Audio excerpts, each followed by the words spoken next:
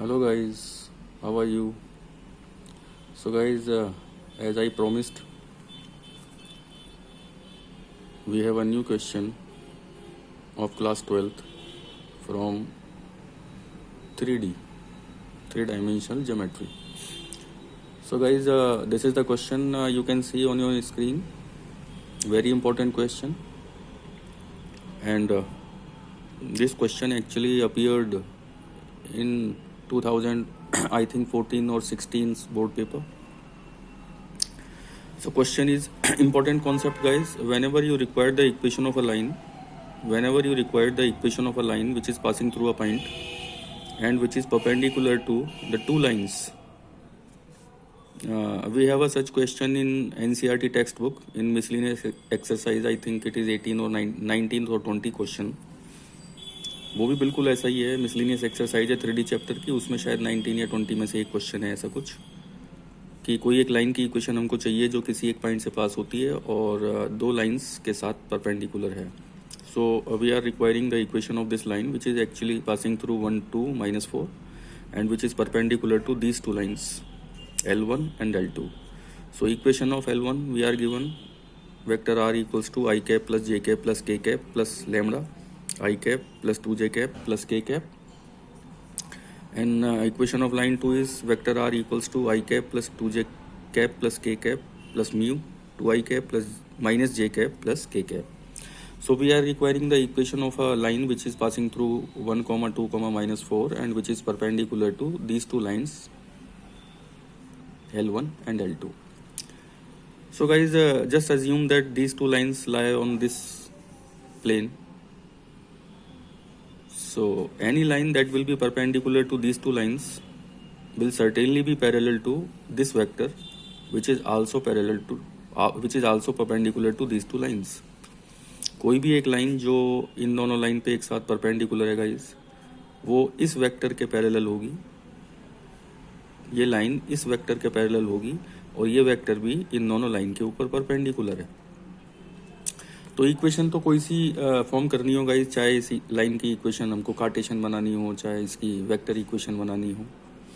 तो सबसे पहला काम तो हम इसमें ये करते हैं guys. You can see there कि in line L1 this is the point through which the line passes and this is vector B1 which is parallel to line L1 और this is second line.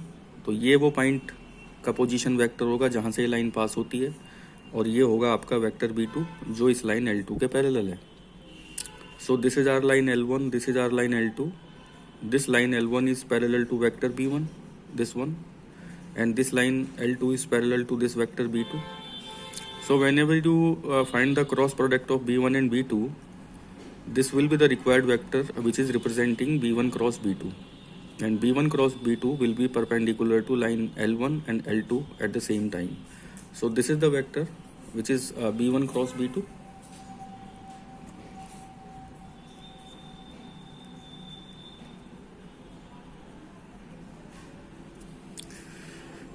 So right from the outset we find this vector which is perpendicular to line L1 and L2 and this is obtainable by B1 cross B2. तो यहाँ cross product use करके आप B1 cross B2 निकाल लेंगे guys. here we are B1 cross B2.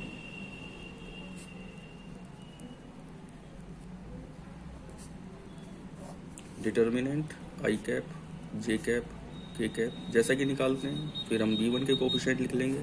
The coefficients of B1 are 1, 2, 1 and coefficients of B2 are 2, -1, 1. और अब यहाँ पे हम B1 क्रॉस B2 फाइंड करेंगे guys. So we have B1 cross B2 that is I cap. इधर से हमने row delete, column delete किया गाइस, इधर से रो डिलीट की. दिस इज 2 1 2 और this is +1 minus J cap. ये कॉलम डिलीट किया, ये रो डिलीट किया. 1 1 1 -2 1 2. This is 1 -2 guys. And finally plus K cap. ये कॉलम डिलीट किया, ये रो डिलीट किया, -1 -4. So guys, our B1 cross B2 is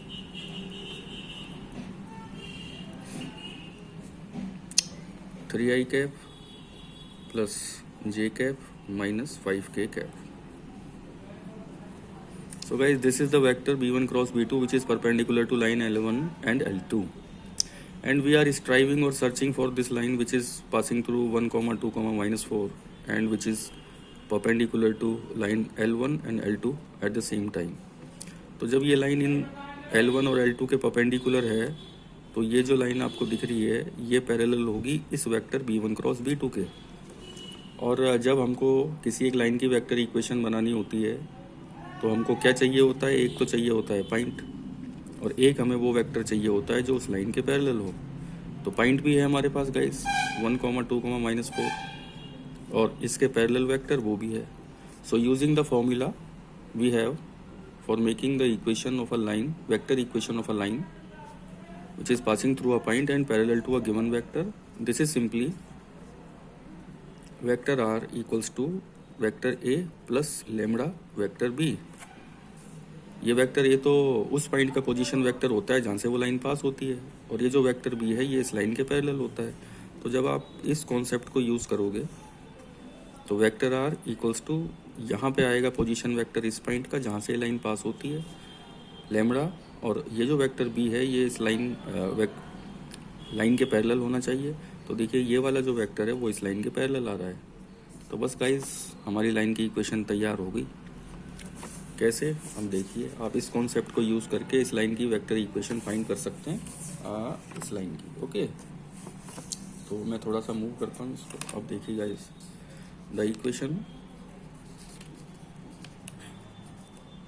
of the line is,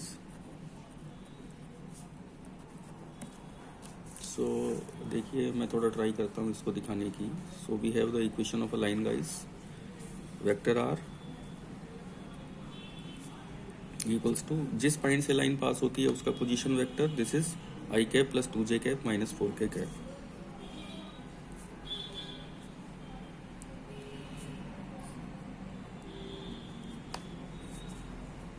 okay guys, this is vector A plus lambda.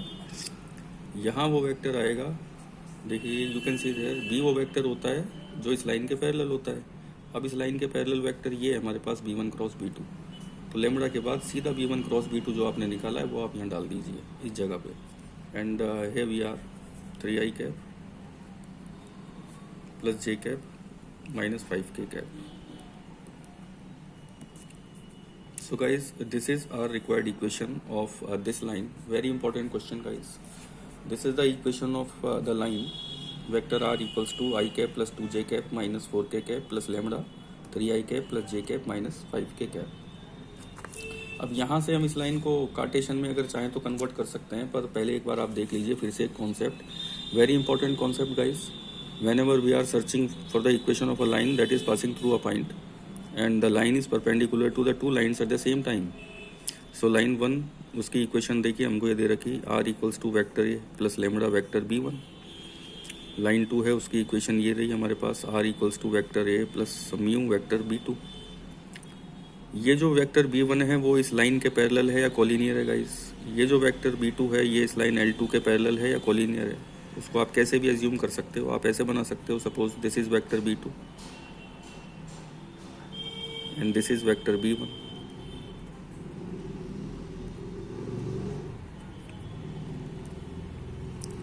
जब आप B1 cross B2 करोगे तो आपको एक ऐसा वेक्टर मिलेगा जो B1 और B2 दोनों पे परपेंडिकुलर होगा.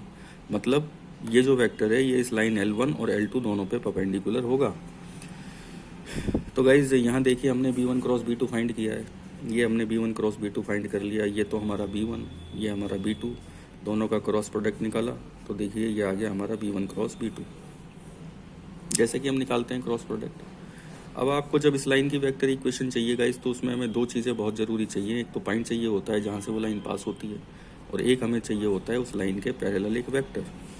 तो जब ये B1 क्रॉस B2 इन दोनों लाइन के ऊपर परपेंडिकुलर है और ये लाइन भी इन दोनों लाइन के परपेंडिकुलर है, तो इसका मतलब है कि ये लाइन इस B1 क्रॉस B2 के पैरेलल होगी. बस all that required is we have एक पॉइंट चाहिए और एक पैरेलल वेक्टर। और जब हमको किसी लाइन की इक्वेशन बनानी होती है गाइस, वेक्टर इक्वेशन, तो हम क्या यूज़ करते हैं, vector are equals to vector A plus lambda vector B. ये जो वेक्टर ए है ये उस पॉइंट का पोजीशन वेक्टर होता है जहाँ से वो लाइन पास होती है, और ये वेक्टर बी उस लाइन के पैरेलल वेक्टर है। तो अब हमारे पास दोनों चीज़ें, देखिए ये पॉइंट भी है हमारे पास जहाँ से लाइन पास होती है, और ये वेक्टर भी है b1 क्रॉस b2 जो इस लाइन के पैरेलल है। So using this concept vector are equals to, ये वो पॉइंट हो गया जहाँ से लाइन पास होती है, तो देखिए ये उसका पोजीशन वेक्टर आ गया इस वाले पॉइंट का, और ये जो वेक्टर है ये इस लाइन के पैरेलल है, तो ये देखिए प्लस लेमड़ा लगाया और इस वेक्टर को यहाँ पुट किया जो उस लाइन के पैरेलल है, यानी ये वाला, और ये हमारी बन गई लाइन की वेक्टर इक्वेशन जो 1 2 -4 से पास होती है और जो L1 और L2 दोनों के एक साथ परपेंडिकुलर है। Vector are equals to I cap plus 2j cap minus 4k cap plus lambda 3i cap plus j cap minus 5k cap. Okay guys, अब अगर हमसे पूछा गया है कि also find the Cartesian equation of the line, so turn this vector equation into the Cartesian equation, और वो तो आप शायद कर सकते हैं। मैं इसको अभी लिख देता हूँ अभी तो डायरेक्टली। नेक्स्ट वीडियो में मैं इसी पर डिस्कस करूँगा कि वेक्टर इक्वेशन को कार्टेशियन में कैसे चेंज करते हैं या कार्टेशियन इक्वेशन को वेक्टर में कैसे चेंज करते हैं। So according to the formula for, ये देखिए guys, this is the line which is passing through 1 2 -4, और हमें लाइन के DR चाहिए होते हैं डायरेक्शन रेशोज जब हम उसकी कार्टेशियन इक्वेशन बनाते हैं। तो ये जो लाइन है इसके डायरेक्शन रेशो, इस लाइन के डायरेक्शन रेशो क्या होंगे, जो उसके पैरेलल वेक्टर के डायरेक्शन रेशो होते हैं 3, 1, -5। इस लाइन के पैरेलल वेक्टर ये है, इसके जो डायरेक्शन रेशो है वही एक्चुअली इस लाइन के डायरेक्शन रेशो हो जाएंगे। तो इस लाइन के डायरेक्शन रेशो हो जाएंगे 3, 1, -5। सो using the Cartesian form of the line x - x1 upon a, x - x1 upon direction ratio 3, y - y1 upon direction ratio 1, और z - z1 upon direction ratio -5. So this is x - x1 upon a equal to y - y1 upon b equal to z - z1 upon c. This is our Cartesian equation, Cartesian form of this line whose vector equation we were to produce. So guys, this is a very important question. Equation of a line which is perpendicular to two lines at the same time and parallel to a given vector. So this is all that we had, guys. In the next video, some important questions of 3D you will be find there. So till then, goodbye, and you just keep watching Maths Way.